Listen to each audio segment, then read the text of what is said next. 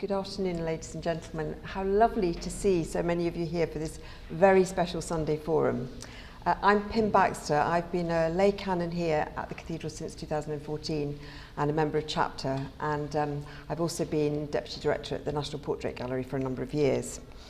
I have to give you one health and safety notice, which is in the event of a fire, and I have this lovely brackets here which says, and a particularly bad one hasn't happened since 1666, so we should be okay. You just go out of here and exit via the northwest crypt door, which is just through the cafe. So today's event, Paula. I'm really delighted to welcome Dr. Paula Gooder, who is the Chancellor of St Paul's Cathedral, and she's the first layperson to hold this role. She is one of the best known New Testament scholars and teachers of our time, and she's very much in demand. And so we feel very privileged to have her here at the Cathedral. And I have to say that since she joined us in February this year, she's greatly enriched all our lives. So it's been an absolute pleasure already working with her.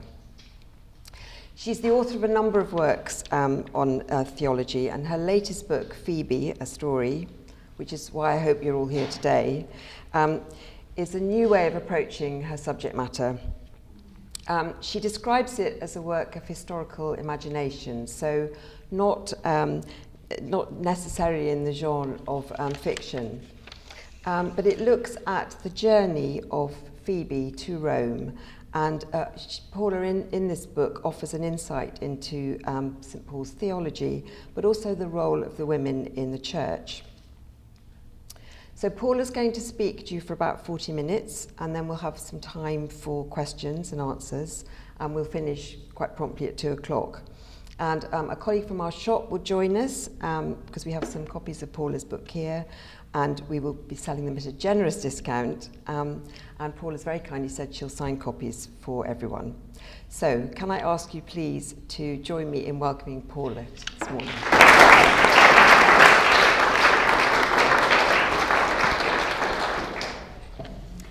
Thank you, and it's absolutely lovely to be here. You need to know that I had a conversation with my colleagues during the week about whether anyone would come or not.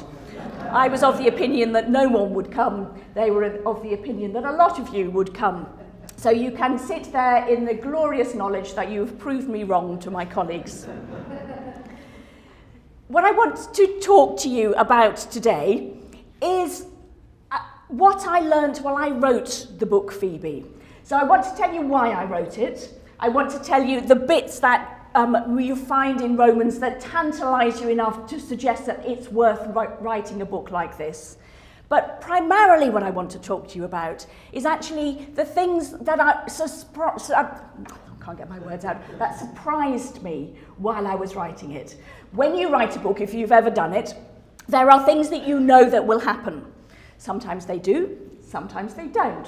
But what always happens when you write a book is you learn a whole load more things that you never thought that you needed to learn. And so what I thought I'd tell you about were those things today. So let me start with telling you why I wrote Phoebe. The idea was a very, very long time in gestation. When I was an undergraduate, I read a book that utterly gripped and captivated me. Some of you will know of it. It's Gert Tyson's book, The Shadow of the Galilean. Gert Tyson's book is brilliant in all sorts of different ways. So what he was a historical Jesus scholar. And what he wanted to do was to introduce people to the historical Jesus. And he wrote a story about a whole load of people who had met Jesus, but you never actually met Jesus yourself in the book, so you just meet the people who had met Jesus. Hence its title, The Shadow of the Galilean. So the story is about Jesus' shadow that he casts on people as he travelled around Palestine. And as I was reading that, I won't tell you how many years ago it was as an undergraduate. Shall we call it a couple? We're among friends. As I was reading it, I thought to myself, do you know, this would make a brilliant book on Paul. I hope somebody writes it one day. And so I waited, and I waited, and I waited. And nobody did write it. So eventually I thought to myself, I wonder if I ought to think, oh no, that would be a terrible idea, I thought. And then I kind of carried on thinking about it, and eventually I said, someone's got to do this, and this someone is clearly me. So off I started of writing the book. And I blatantly nicked Gert Tyson's idea because I thought it was such a good one. If you've read the book, you will know that Paul does not appear at all in its pages. And I did that deliberately, mimicking Gert Tyson, because what I was trying to do was to play with the idea of what it was like for the people who met Paul, rather than actually introducing Paul himself. Because if you do that, then you've got to make certain decisions about who he was, how he reacted, what he said. If you only have other people's reactions to Paul, then you get Paul through people's lenses. And it was the lenses that I was playing with in the book. So I will talk a little bit more about that later on, because I learned some really interesting things through the lenses that we began to see. The other reason why I wanted to write a book, so I wanted to do something like this on Paul. But I also wanted to do something like this that focused on women. One of the things that happens to me regularly in my life is, you have those conversations at parties, and people like me dread those conversations at parties because they always say, oh, what do you do? And then you have to work out how much of what you do you're prepared to confess in this party. If I'm feeling very, very naughty, I say, oh, I'm a historian.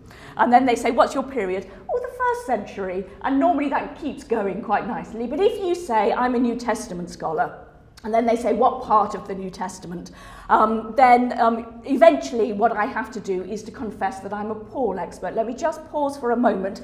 There are a couple of seats in that direction if you would like to wend your way into the couple of seats.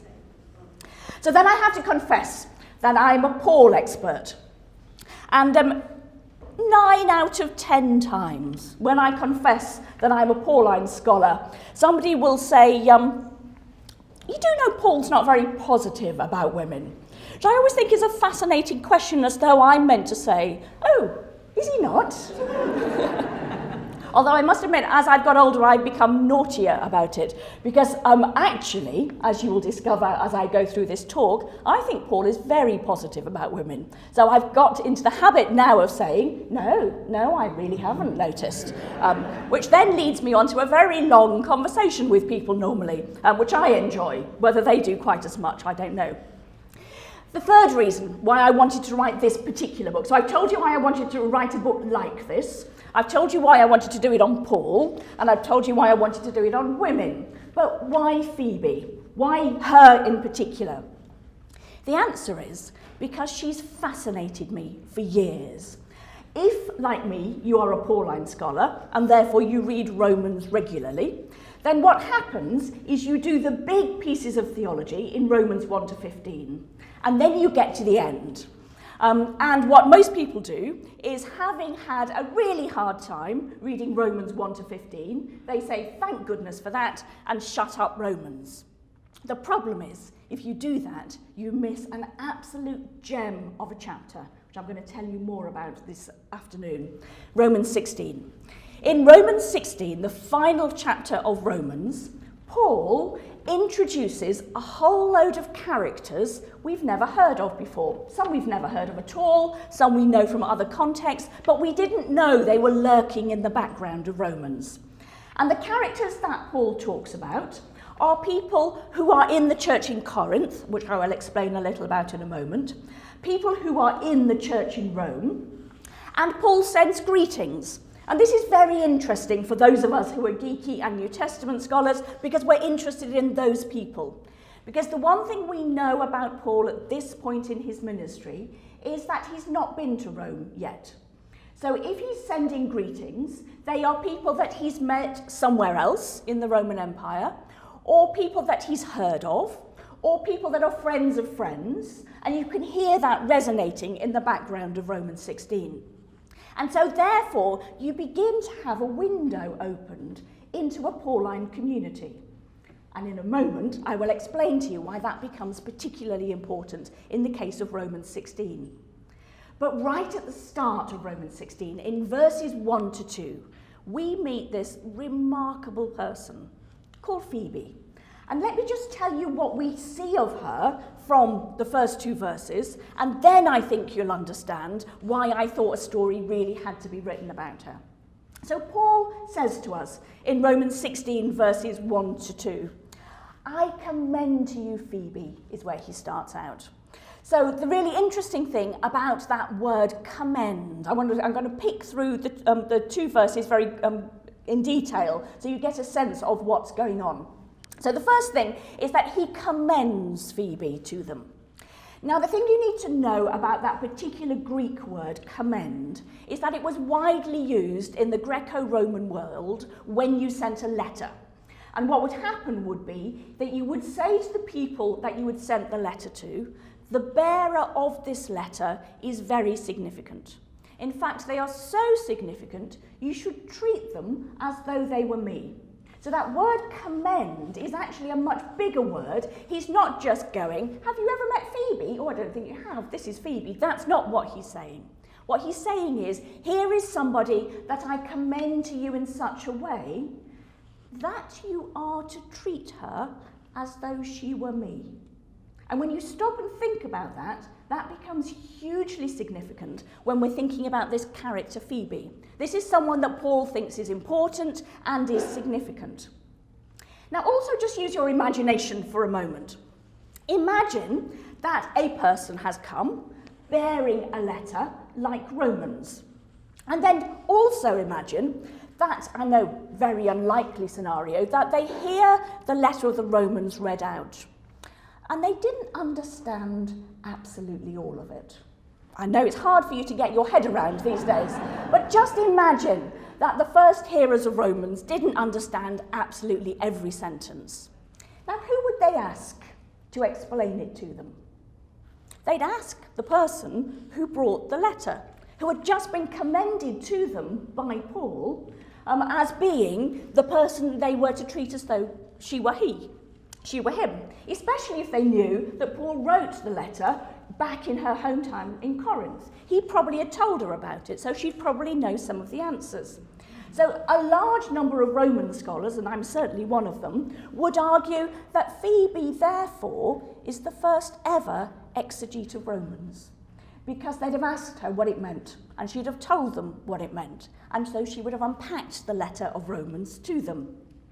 Now, if you know anything about Pauline scholarship, you will know that there are not a lot of female Pauline scholars around. It's one of those very heavily male-dominated disciplines. It's just the way things fall out in certain areas. And so therefore, as one of the few female Pauline scholars who is passionate about Paul, it gives me an enormous sense of satisfaction to think that I'm in apostolic succession from Phoebe. She's more for me than just a member of the Pauline community. She is the person who is my ultimate role model from which all of this comes. So therefore you can see why she's so important for me personally. Second thing we know about Phoebe that Paul tells us is that she is a deacon of the church in Cenchreae. In case you don't know Cenchreae, let me explain that first and then I'll explain the deacon bit. So Cenchreae is one of the harbour ports of Corinth and therefore was a very, very significant town. If you lived in the Greco-Roman world and you wanted to travel from east to west or from west to east, hard as it is to imagine these days, the best way to do it was to travel to one of the harbour ports, depending on which way you were going. You would bring your boat to the harbour port, you would lift your boat out of the water and put it on the diolkos, which was a short road that you would put kind of wooden trunks underneath it, and you would trundle your boat from one harbour port to the other harbour port and pop your boat in the water on the other side, and then off you would go again. Why, you may be thinking, might you do that? Well, the answer is because southern Greece, still today, is known for its treacherous currents and winds. So actually it is still easier and more straightforward to go through Corinth than it is to sail around the bottom of Greece. They've now made it far more easy, and that they've cut a canal where the diolkos, next to the diolkos, so you don't have to take your boat out of the water anymore. But nevertheless, that's what would have happened. Just a little footnote, because I think it's interesting. You did know that, even though you may not think you knew that, because there is an occasion in the New Testament where they do sail around the southern part of Greece in order to get to Rome, and they do it in Acts, if you remember, with Paul in the ship. And what happened? They got shipwrecked because the tides and the winds are so treacherous around the southern part of Greece. So why did they not take their boat to the Diolkos through Corinth? You probably can work it out, can't you? Prison ship?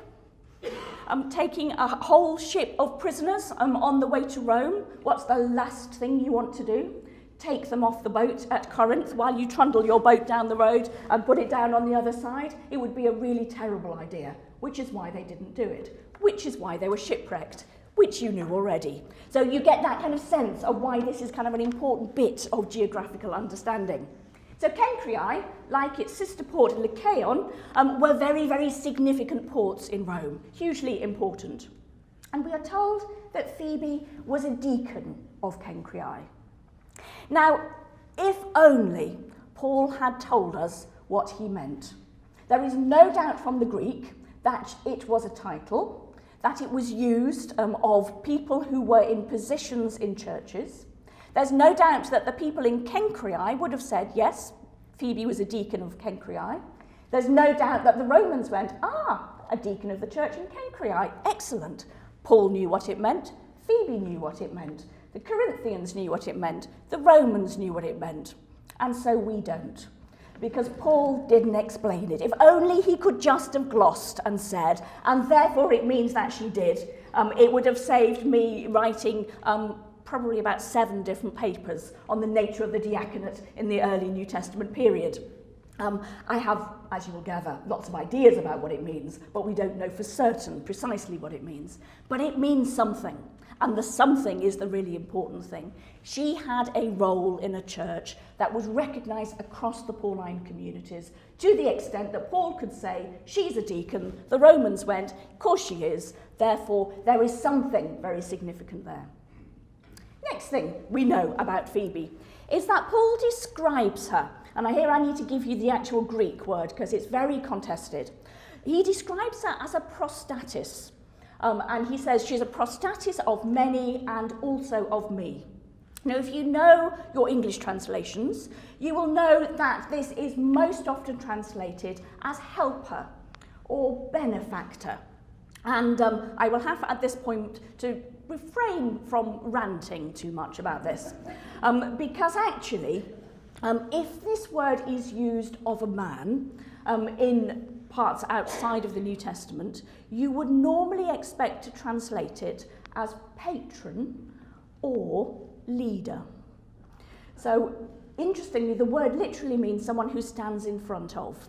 And therefore, most often, you will find the word prostatis used of people who are leading communities. Interestingly, it is used particularly in the diaspora, which is where Jews live outside of Jerusalem and Palestine. It is used of the leaders of synagogues. A leader of synagogue would have been called a prostatis. So you can imagine how much it rankles every time I read Romans 16 verse 1 to 2 and have to read out that Phoebe was a helper of many.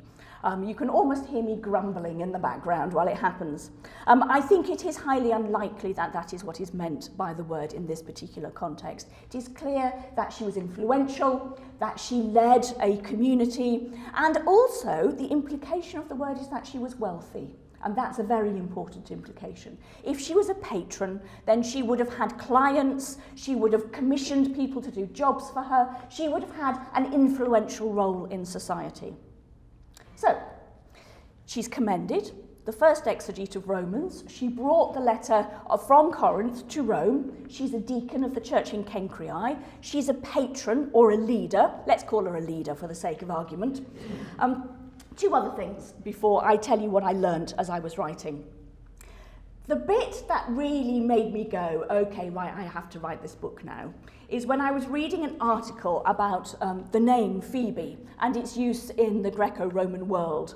And the writer of the article argued that the name Phoebe was most often used of slaves in the Greco-Roman world, and there was lots of evidence, and it seemed quite clear that this was the case. It was a slave name. Let me just remind you, deacon of a church, wealthy patron, leader of a community, slave name. Don't you think that begs for a story to be told about this person? It's almost as though you could feel kind of Phoebe in the background going, tell my story, which is eventually why I kind of got round to writing it. Final piece of information about Phoebe is that in Romans 15, it is very clear that Paul is writing Romans for a very particular purpose.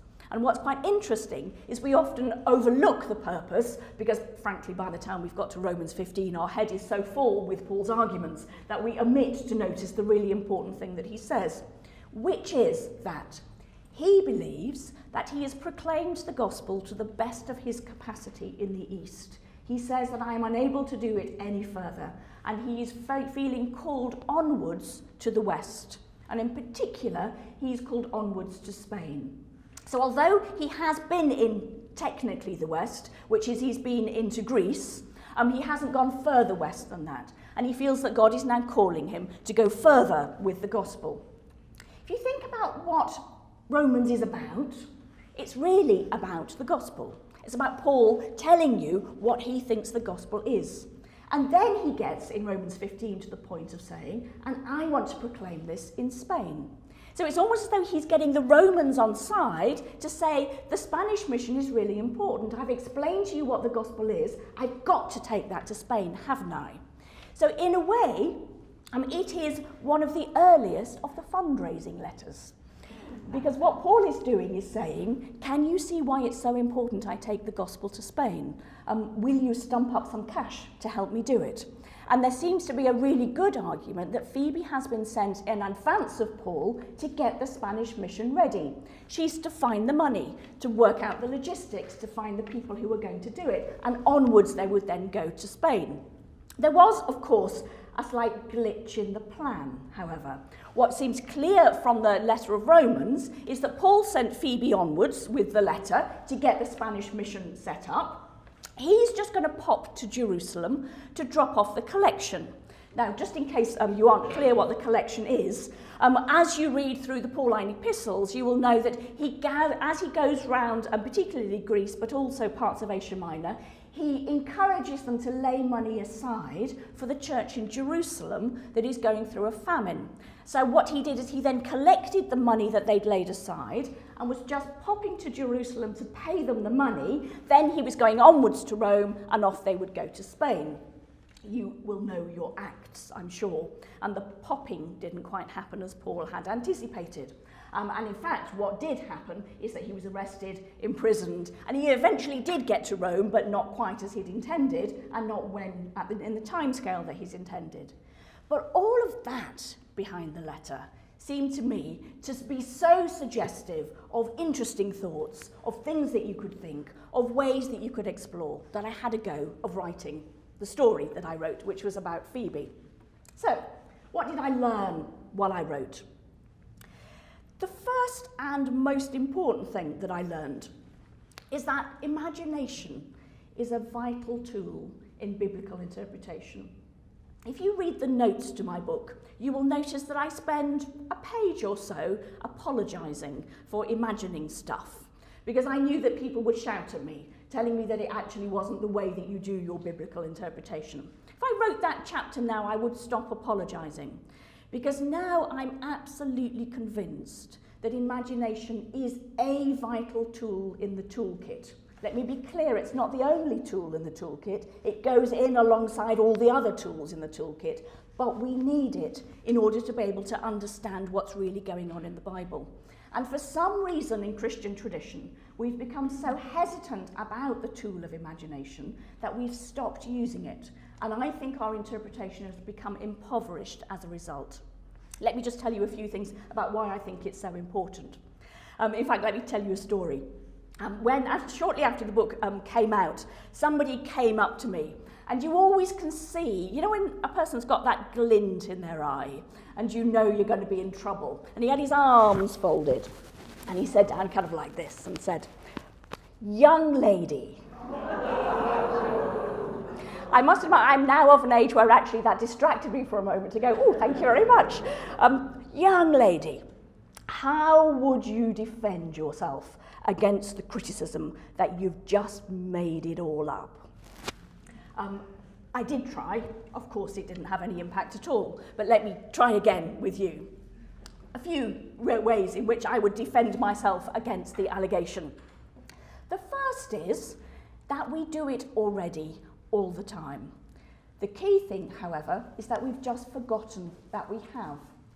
I submit as my case for the defence, ladies and gentlemen, the nativity story.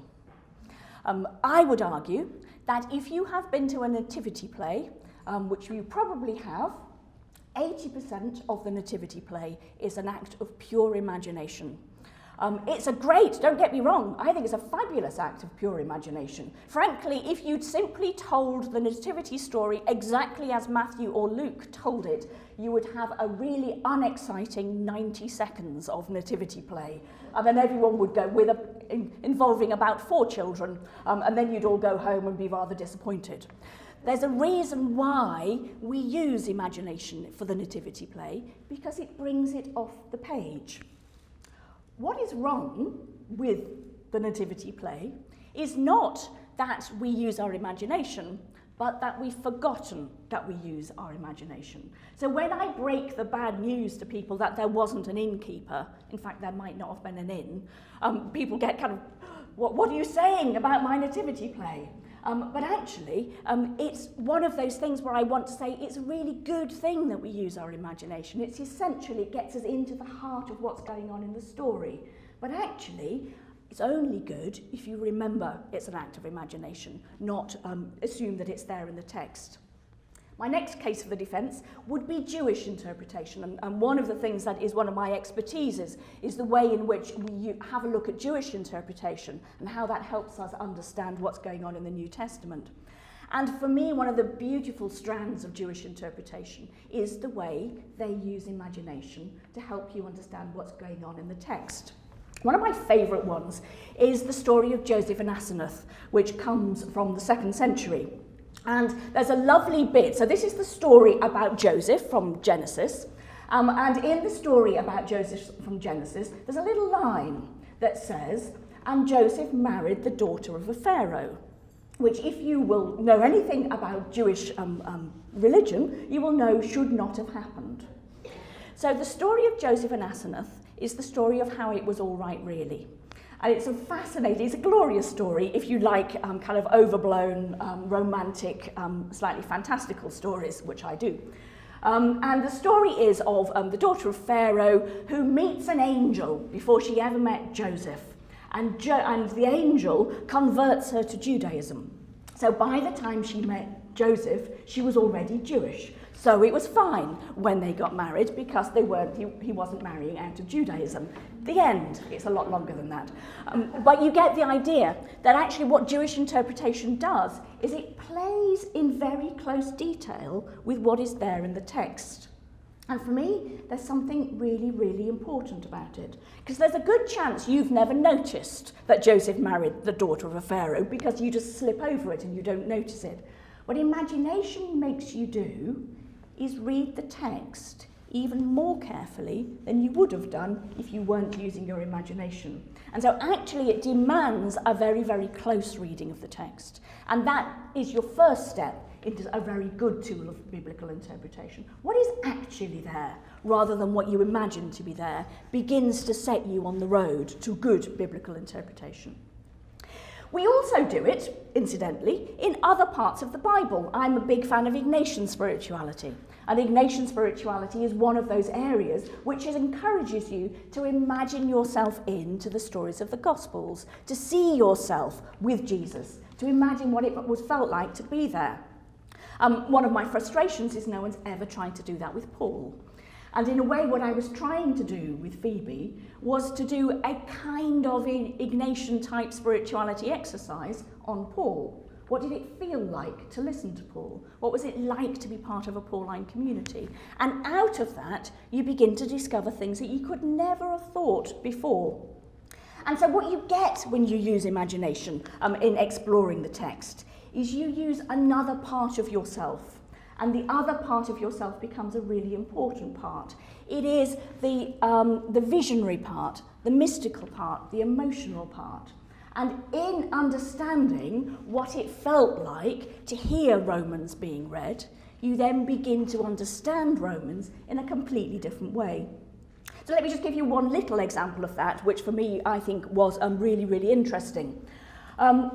When you begin to understand what adoption and slavery were like in the Roman Empire, then all of a sudden Romans 8, one of Paul's most important chapters, gets new life. You begin to kind of see it jumping off the page. Let me tell you a couple of things that you may not know.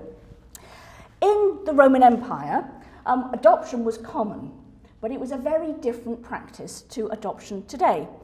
Today, when we adopt, we largely adopt infants. It would be expected that you would adopt infants. The Romans were the opposite. The Romans almost always adopted adults rather than infants. And the reason why they did that was because infant mortality was so high that actually if you were adopting someone and what you were doing was adopting them in order to inherit your inheritance, you wanted them to be alive. So therefore what you would do is you would wait till a young man grew up, and I'm afraid it was normally a young man, grew up and demonstrated themselves to be worthy of your inheritance, and then you'd go, I'll adopt you and you can be my son. What you may not know is more than one of the Roman emperors in the 1st century were adopted, and they were adopted as adults. And they did it precisely for that reason, is that they had a look around and they saw somebody that they thought would be a good successor as an emperor, and they adopted them. The slight bizarre conundrum is one of those who was adopted was Nero. And you think, I wonder what you were thinking, or maybe they didn't notice. But, you know, it is one of those kind of intriguing features of the Roman world. But the other thing, which is equally fascinating, is that in Rome, slaves could be freed. In fact, not only could they be freed, there was a kind of vague expectation that they would be freed. In fact, so much so was the expectation that they would be freed that the Emperor Augustus was forced to issue a decree, not the kind that you're used to, but a decree that said, please will you not free more than 100 slaves in any one will, because you are ruining the slave economy. And so basically what often would happen is that a wealthy landowner would die, free all their slaves. And if they were really wealthy, it would be hundreds and hundreds of slaves. And then the slave economy tanked and everyone got very anxious. So Augustus decreed that that shouldn't happen. But that gets you the idea that actually slaves could be freed. And what is more, slaves could be freed and adopted. That's the really intriguing bit. So sometimes we find evidence that a slave was freed in the will of their master and at the same time inherited the master's wealth. When you know that and you read Romans 8, which is all about adoption and not having a spirit of slavery and then our inheritance, all of a sudden you go, oh wow, that's so interesting. Well, I do, anyway. And what you realise is that in knowing some of that imaginative background, Romans comes to life. All of a sudden, it's not just a kind of really dense, argued book. You realise that Paul is saying, and you who are slaves, now think about what this means for you in your new identity in Christ. You who are women, think about what this means for you in your new identity in Christ. And on he goes. You get some really, really fascinating insights. What else did I learn? I also learned that the shadow of a person is as important as the person themselves. Somebody once said to me when I was young and innocent and naive, and I disagreed with them entirely, and now I realise I was wrong. But they said to me, the one thing you can't control in life is what other people think about you. And as a young woman who is brought up to know that if you're a very good girl, people will think nice things about you, I disagreed. I'm now no longer a young woman, and now I know they were absolutely right. That there is actually nothing you can do to control what people think about you. And what I was playing with in this book is the importance of recognising that who a person is actually nothing to do with what everyone else thinks about them, and it's also all to do with what everyone else thinks about them, but with everyone else thinks about them, not just one group or another group or another group. So what I was trying to play with is, who is this Paul? Who was Paul to Jewish Christians? Who was Paul to Gentile Christians? Who was Paul to women, to men, to people who'd been slaves, to wealthy landowners? You get what I was trying to do. I was trying to say, well, who is this person? And interestingly, various people have written to me afterwards and said, I don't think Paul was like that. And the trouble is, when people contact you, normally you can't write back, so you can't say, that wasn't the point I was making. But it wasn't the point I was making. I wasn't saying Paul was like that. I was saying people experience Paul to be like that. And that's a different thing. Who Paul actually was, we still don't know. Because who Paul actually was, we still only have the shadows of Paul. So what we have to try and do is work from the shadows of Paul to work out who Paul really was. Another thing that I learned, which is for me really significant, is about women in Paul, which you will be expecting me to talk about. As I said at the start, I have never thought that Paul thinks about women what I'm told that Paul thinks about women. But I have read Phoebe actually, more times than anyone else in the room, but I've also written it. Having written Phoebe, I am now absolutely passionate that the way in which we set up our debates about women and the Pauline communities is wrong. And it has been wrong for a very, very long time. And the reason why I think it's wrong is that we begin from an assumption that women were not in any position of leadership in the Pauline communities. And we use as support of our assumption the three key passages, 1 Corinthians 11, 1 Corinthians 14 and 1 Timothy 2, that of course supports the fact that Paul did not think women should have leadership positions in the early church. And what became really clear to me as I was writing this is, if you start with the assumption that women aren't in leadership, then it's unsurprising that you get to an end position that says, and therefore women shouldn't be. But if you start in a different place, then all the texts start to look different. And one of the really striking things is starting with the actual women of the Pauline communities and not the notional women of the Pauline communities. What I mean by that is the real women who lived in Pauline communities and ministered and worked and whom Paul knew, rather than the unnamed ones that are kind of hovering behind 1 Corinthians 11, 1 Corinthians 14. They are the notional women, because Paul doesn't give them a name. He doesn't actually tell us who they are. And when you pay close attention to the actual women, you discover something really interesting. Now, I can't tell you, and this is insignificant, this is significant in itself. I cannot tell you about all the women in the Pauline communities now, because I haven't got time. Just hear me say that. I haven't got time to tell you about them all.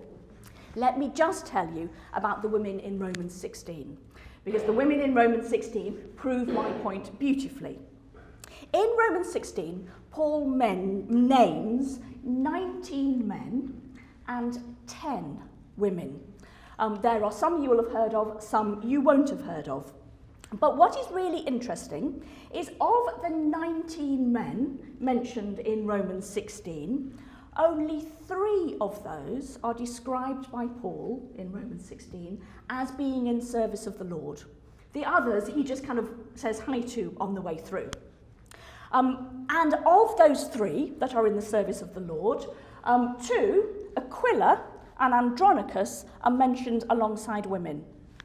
Aquila with Priscilla, Andronicus with Julia. So only 1 man is mentioned in Romans 16 in service of the Lord on his own. In contrast, of the 10 women mentioned in Romans 16, 7 women are mentioned as being in the service of the Lord. So let me just run through them very quickly for you to give you a sense. You've got Phoebe. Don't need to tell you about her. We've done her already. Prisca, married to Aquila, who we know there were churches that met in their house. And the thing that's really striking to notice about Prisca and Aquila is 90% of the time, 85% of the time, that they're mentioned, Prisca is always mentioned first, Aquila is mentioned second. And that is unusual. It's unusual today. It was totally unusual in the first century. And it implies that when Paul thinks of Prisca and Aquila, Prisca comes first. She just kind of rises in his mind first. There's lots of debate about why that is. We can have a conversation if you're interested. But clearly, she's the one that Paul thinks about when they're mentioned. We've got Mary mentioned, who worked very hard among you. We've got Junia, in association with Andronicus, who is a relative of Paul, who was in prison with him, and prominent among the apostles. Now, if you know anything about debates around women in the Pauline communities, you will know that there's a lot of debate about whether she was a he and whether prominent meant prominent and whether all of those things happen. I would say, yes, it does, but actually let's factor Junia out. If you want to have an argument about it, we'll talk about the other 6 who are very clear. And Junia, I think, was prominent among the apostles, so a significant apostle, but let's kind of leave her on one side in our arguments. Then we've got 3 people, Tryphena, Tryphosa, and Persis, who were workers with Paul in the Lord. So there you have 7 women in Romans 16, mentioned as working for the gospel, serving the Lord in positions of leadership, and people who had churches meeting in their house. I would submit to you that that is very, very strong evidence that not only were women in significant positions in the Pauline communities, Paul had no problem with them at all. He did not feel the need to put in brackets anywhere, and I wish they'd shut up, or I wish they'd stop doing that. And I do wish Junia would stop being so prominent among the apostles. You know, those kinds of things. He doesn't mention it at all, which suggests that actually it was normal and it was natural. If it was normal and natural in the early Pauline communities, then we must be reading the other texts wrong. And I would say if you start reading the other texts in a different way, then different things happen. And for me, that's really significant. I need to wrap up, but let me end by the 4th thing that I learned. And the 4th thing I think is possibly, personally for me, the most important thing of all, is what I was trying to do in writing the book Phoebe was to see if I could hear the whispers of a 1st century woman's voice. Could I hear what it might sound like? And despite the fact that everyone, well, not everyone, but a lot of people think I've just made a lot of this stuff up, actually, I haven't. A lot of what is there in the book I've got from what we know about life in Rome, from archaeological evidence, from sociological evidence for the Greco-Roman world, and from Romans. So therefore, what I was listening for were those whispers over the centuries. And I cannot tell you that I've got it right, but I can tell you that I heard something which was striking. And as I heard the whisper of that voice of a 1st century woman, what I discovered to my great surprise was that I found my voice. And that, for me, was a really kind of powerful and an emotional thing. When you are somebody who's trying to do something different in a discipline, it's really hard to find your voice. It's really hard to be confident that you can speak in the way that you want to speak. What I discovered is that by listening really carefully to Phoebe's voice, actually, I began to hear mine. And that's why this book has been so important for me. Thank you.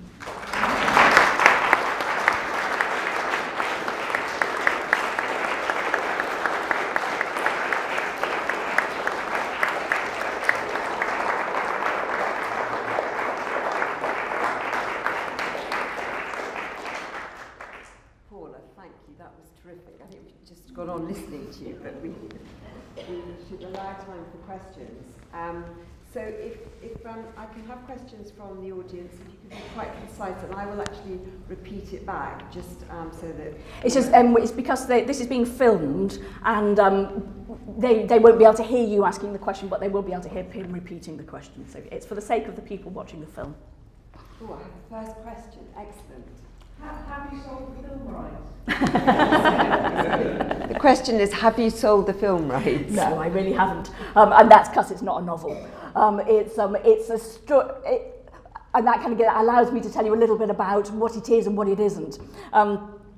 This is not a novel. And it's not a novel because I wrote it in a completely different way than you would write a good novel.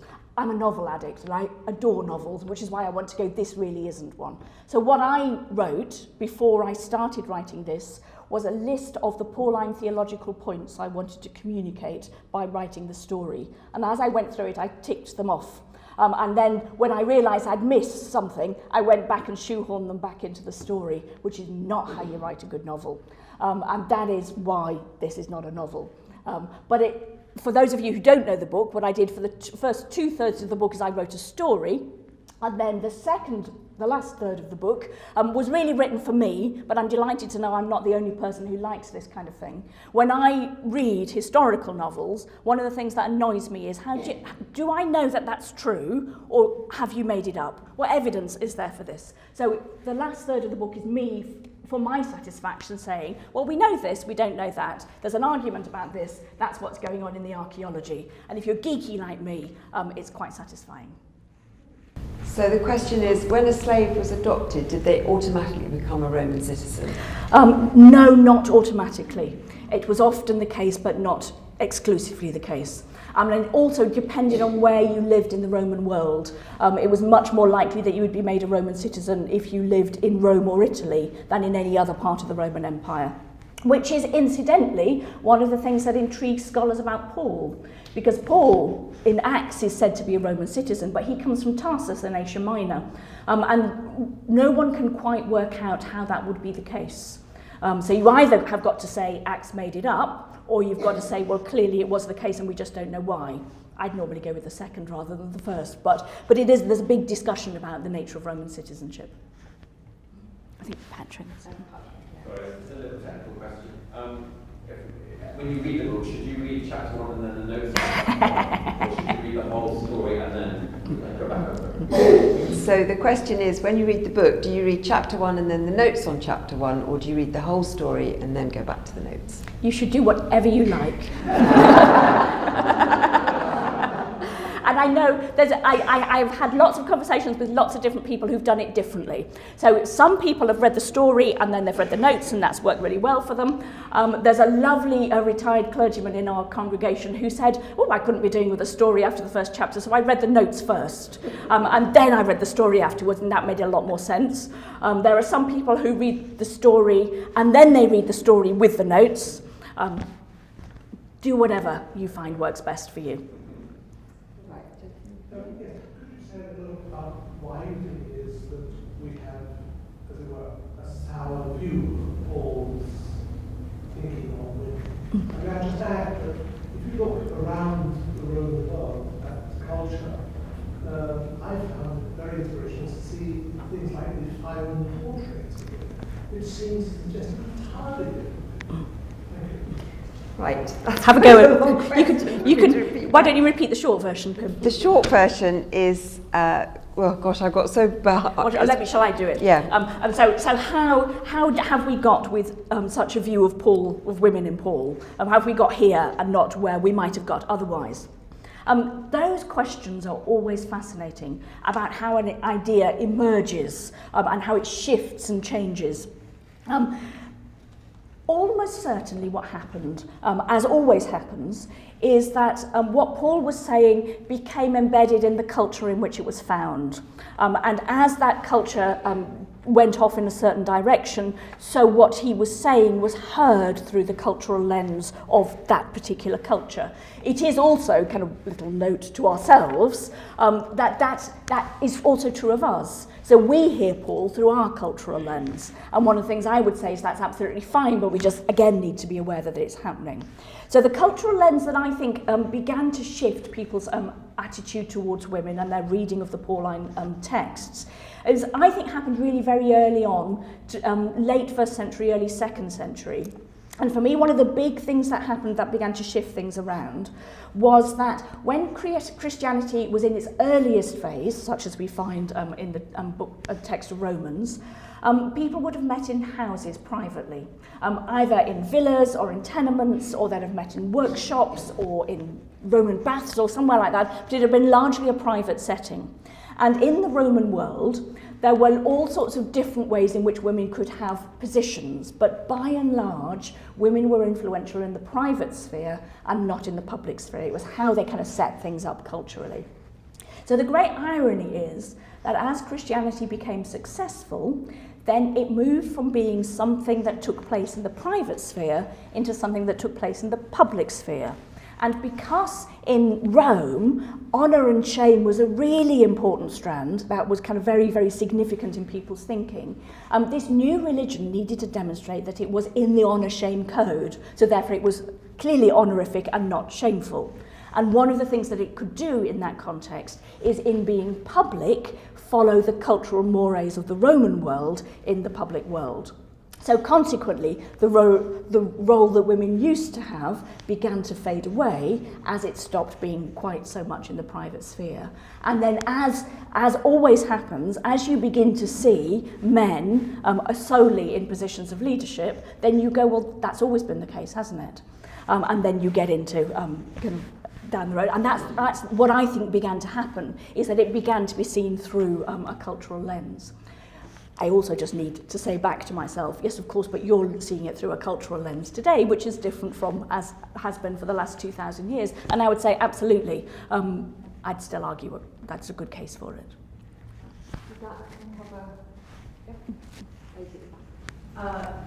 Because Phoebe is commended presumably literate, what were levels of literacy like among women in the Roman Empire at that time? Who thought was worthwhile educating as well? So the question is, if Phoebe was commended, she was presumably literate. So, and what was the level of literacy at that time? And who should have been? Yes. The answer is, it all depends who you were and where you lived and how much money you had, pretty much as now. So there were women, we do have extensive evidence of women who were highly trained and literate. We also have extensive evidence of women who were not trained at all and illiterate. And therefore one of the interesting features, I think, is simply the recognition that what you can say of one person, you cannot say of everybody. But as you say, what we therefore need to do is go through the pages of the New Testament and see who we see in the pages of the New Testament who are literate, male and female. And you get some really interesting insights into literacy and who might have been and who might not have been. So you have people who would have been the readers of letters who would have been literate. You would have had Paul, who was clearly literate. Phoebe appears to have been, was Priscilla? Possibly not. There's no evidence that there was. So you have to kind of pick them off one by one and say, do we think there's evidence of this? In terms of who thought it was worth teaching a girl to read, I think one of the interesting things is, as happened all the way through Christian history, and you can give some excellent examples like Cranmer, of people who had particularly close relationships with young girls, who taught, was it Cranmer? I think it was, one of them very famously taught their daughter, I think it was Cranmer, I may be wrong, but one of the kind of historical kind of key Reformation. Thomas More, thank you, I knew it was right, as I was saying it was, I knew it wasn't Cranmer, yes, it was Thomas More. And so you get these people who actually think, yeah, no, it really is worth it. And therefore I think we will say that mostly probably women were not literate, but where there is evidence that there were some who were. Thank you. The lady at the back there. So in 2019, we talk about women in leadership. Mm-hmm. It's often linked on a pipeline problem or caregiving responsibilities and in general industry. But if I'm hearing you correctly, it seems like the problem with the church for women in leadership is just, persistent view of women as not, I don't want to say worthy, but not right for the leadership position. Is that the greatest challenge for women in leadership in the church, or is it just that we're talking about it today because we have this focus on cultural relationships with people? Okay, so the question is that in 2019, the problems for women in leadership are quite often refer back to kind of caring issues and things like that. But was the fact that women weren't considered to be worthy of leadership? What was it you said that? Is that what's holding back women ascending in the church? Is that also what's holding back women ascending in the church? When you're asked to give a reason for anything, as soon as you start doing it, you don't give a full picture. And I think I would want to say that the reason why we are where we are today is for a whole bunch of reasons. And we could talk for hours about what those reasons are. There's stuff to do with culture, there's stuff to do with history, there's stuff to do with how texts have been interpreted for very many years, there's stuff to do with the fact that we like things how they are and we don't like them to change, thank you very much. You know, there's a whole load of different reasons about that. And I think I would say that what we need to do is when we're looking for that question of reasons, we need to try and get as many of them on the table as possible, rather than just say it's for that reason or it's for that reason. Let's look at them all and have a look at how much we feel they hold water.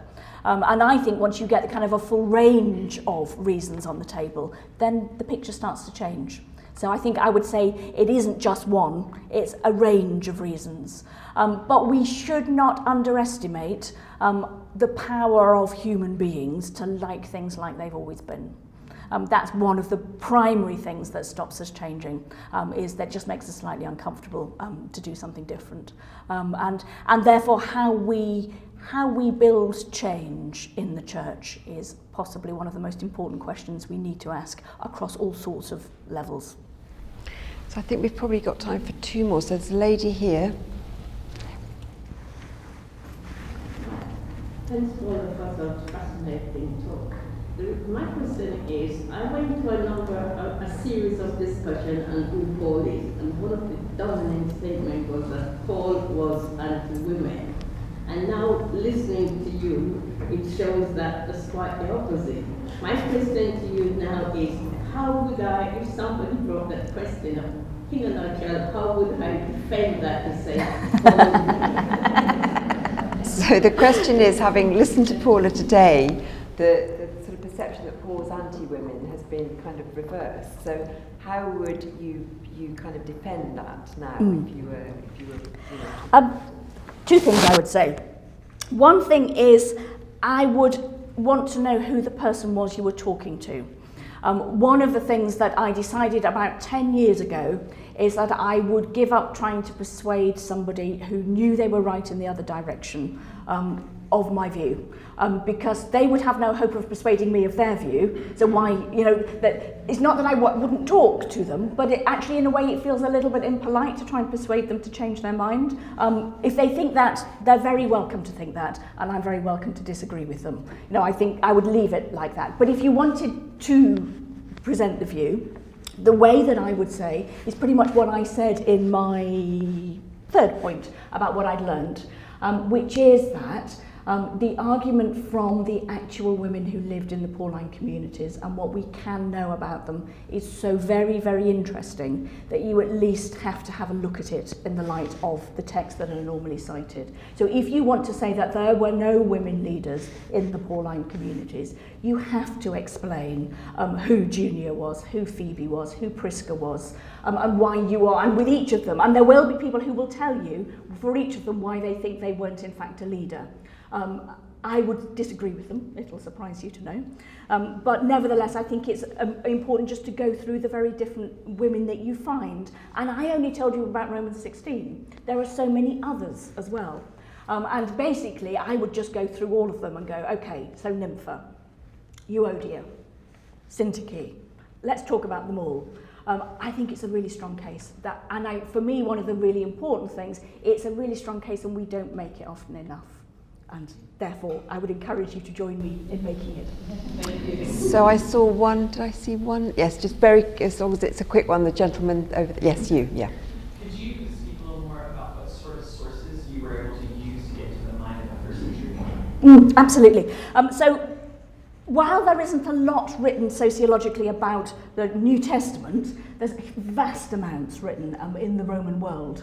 So basically I went into all sorts of sociological and psychological surveys that were done of the Roman context in Rome from kind of classical studies. And once you start doing that, there are huge numbers of sources, and you get some utterly fascinating evidence about the role of women generally in Rome. And it's a very similar picture actually to what happens in the New Testament, because, you know, again, you'll start by saying, well, women didn't really have any role particularly, except for that woman who was a leader of a synagogue, and that woman who apparently was a very significant patron. There's a woman I was reading about actually only earlier, because I was just kind of checking some sources, who was a patron who funded the building of one of the most important gymnasiums in Rome.